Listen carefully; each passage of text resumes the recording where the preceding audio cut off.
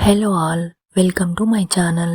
2026 July 11వ తేదీన ఒక అత్యంత శక్తివంతమైన ఆధ్యాత్మిక ముహూర్తం రాబోతుంది. అదే శని ప్రదోషం. దీనినే శని త్రయోదశి అని కూడా అంటారు. జాతకంలో ఏలినాటి శని, అర్ధాష్టమి శని వల్ల ఇబ్బంది పడుతున్న వారికి కర్మఫలాల నుండి విముక్తి పొందడానికి ఇది ఒక సువర్ణ అవకాశం. ఈ రోజు మీరు చేయవలసిన చిన్న చిన్న పరిహారాలు ఏమిటి? ప్రదోషకాల పూజా సమయం ఎప్పుడు? పూజా విధానం ఏమిటి? ఈ వీడియోలో వివరంగా తెలుసుకుందాం. చివరి వరకు వీడియోను పూర్తిగా చూడండి. మొదటగా తిథి వివరాల్లోకి వెళ్తే జూలై 11 శనివారం నాడు ఉదయం 5:22 నుండి త్రయోదశి తిథి ప్రారంభం అవుతుంది. అయితే ప్రదోష వ్రతానికి అత్యంత ముఖ్యమైనది ప్రదోష కాలం. హైదరాబాద్ సమయం ప్రకారం సాయంత్రం 6:51 నుండి రాత్రి 9:15 వరకు మహాముహూర్తం ఉంది. ఈ 2:30 గంటల సమయంలో మీరు చేసే పూజకు 100 రెట్ల ఫలితాన్ని ఇస్తుంది.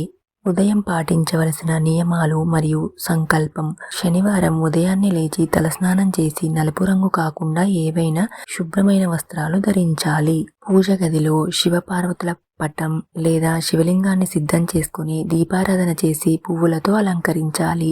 చేతిలో కొద్దిగా నీరు మరియు అక్షింతలు తీసుకుని నా జాతకంలోని శని దోషాలు తొలగిపోవడానికి, ఇంట్లో ప్రశాంతత కలగడానికి నేను ఈరోజు శని ప్రదోష వ్రతం చేస్తున్నాను అని మనసులో దేవునికి చెప్పుకొని ఆ నీటిని కింద వదలాలి. రోజంతా ఉల్లి వెల్లుల్లి లేని సాత్విక ఆహారం లేదా పాలు పండ్లు సగ్గుబియ్యం ప్రసాదం మాత్రమే తీసుకుంటూ ఉపవాసం ఉండాలి. మానసికంగా రోజంతా ఓం నమః శివాయ లేదా ఓం శం శనైశ్చరాయ నమః అనే మంత్రాన్ని వీలైనన్ని సార్లు ఎక్కువగా జపించాలి. ప్రదోషకాల ప్రధాన పూజా విధానం. సాయంత్రం రాబోయే ఈ 2:30 గంటల సమయం అంటే సాయంత్రం 6:51 నుండి రాత్రి 9:15 వరకు ఈ సమయం అత్యంత ముఖ్యం. సాయంత్రం మరొకసారి కాళ్ళు చేతులు కడుక్కొని పూజా మందిరంలో దీపారాధన చేసి ప్రశాంతంగా పూజకు కూర్చోవాలి. పూజ చేయడానికి మొదటి స్టెప్ శివాభిషేకం. మీ ఇంటి వద్ద చిన్న శివలింగం ఉంటే ఒక ప్లేట్లో ఉంచి పాలు, పెరుగు, తేనె, నెయ్యి మరియు చెరుకు రసంతో మీకు వీలైన వాటితో అభిషేకం చేయాలి. అభిషేకం చేస్తున్నంతసేపు మనసులో శివ అష్టోత్తరం లేదా ఓం నమః శివాయ అని చదువుకోవాలి. అభిషేకం పూర్తయ్యాక శివలింగాన్ని శుభ్రమైన వస్త్రంతో తుడిచి గంధం, కుంకుమ బొట్టు పెట్టాలి. రెండవ స్టెప్ బిల్వపత్ర సమర్పణ. శివునికి అత్యంత ప్రీతిపాత్రమైన బిల్వపత్రాలు, మారేడు దళాలు ఉంటే ఒక్కో దళాన్ని సమర్పిస్తూ ఓం నమః శివాయ అంటూ పూజించాలి. పువ్వులతో కూడా అలంకరించుకోవచ్చు. మూడవ స్టెప్ ప్రత్యేక శని దీపం. ఇది చాలా ముఖ్యమైన పరిహారం. ఒక మట్టి ప్రమిద తీసుకోండి. అందులో కొద్దిగా నల్ల నువ్వులను ఒక చిన్న నల్లటి కాటన్ వస్త్రంలో మూటలా కట్టి ఉంచాలి. ఇప్పుడు అందులో నల్ల నువ్వుల నూనె పోసి ఆ ఒత్తిని వెలిగించాలి. దీనినే తిలా తైలం అంటారు. వీలైతే ఈ శని దీపాన్ని మీ దగ్గరలోని శివాలయంలో కానీ లేదా శనిదేవుని గుడిలో కానీ వెలిగించడం 100 రెట్ల ఫలితాన్ని ఇస్తుంది. ఒకవేళ వీలు కాకపోతే ఇంట్లోనే ఒక పక్కగా వెలిగించుకోవచ్చు.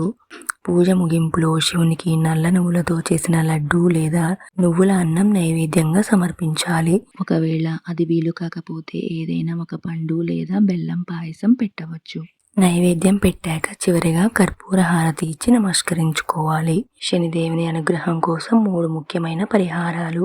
పూజతో పాటు ఈరోజు వీలుని బట్టి ఈ పనులను తప్పకుండా చేయండి.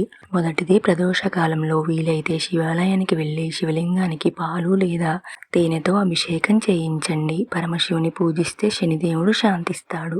రెండవది నల్లటి వస్త్రాలు, నల్ల నువ్వులు లేదా ఇనుప వస్తువులు లేదా చెప్పులను పేదవారికి దానం చేయడం వల్ల శని ప్రభావం వేగంగా తగ్గుతుంది. మూడవది కాకులకు ఆహారం. శనిదేవునికి వాహనమైన కాకులకు ఉదయాన్నే లేదా సాయంత్రం కొద్దిగా నూనె రాసిన రొట్టె లేదా అన్నాన్ని ఆహారంగా పెట్టండి. ఉపవాస విరమణ. ముఖ్యమైన నియమం గుర్తుపెట్టుకోండి. సాయంత్రం ఈ ప్రదోషకాల పూజ హారతి అంతా పూర్తయిన తర్వాతే దేవునికి పెట్టిన ప్రసాదాన్ని తిని ఉపవాసాన్ని విరమించాలి. అప్పటి వరకు ఈ నియమాన్ని అస్సలు వదలకూడదు. ఆ రాత్రికి ఉల్లి వెల్లుల్లి లేని తేలికపాటి సాత్విక భోజనం మాత్రమే చేయాలి. జూలై 11న వచ్చే ఈ శని ప్రదోషాన్ని అస్సలు మిస్ చేసుకోకండి. మీ ఇంట్లో నెగిటివ్ ఎనర్జీ పోయి శనిదేవుని ఆశీస్సులు లభించాలని కోరుకుంటున్నాను. ఈ సమాచారం మీకు నచ్చితే వెంటనే లైక్ చేయండి. మీ ఫ్రెండ్స్ అండ్ ఫ్యామిలీకి ఈ వీడియోని షేర్ చేయండి. ఇలాంటి మరిన్ని విశేషాల కోసం ఇప్పుడే మన ఛానల్ని సబ్స్క్రైబ్ చేసుకోండి. ఓం నమః శివాయ.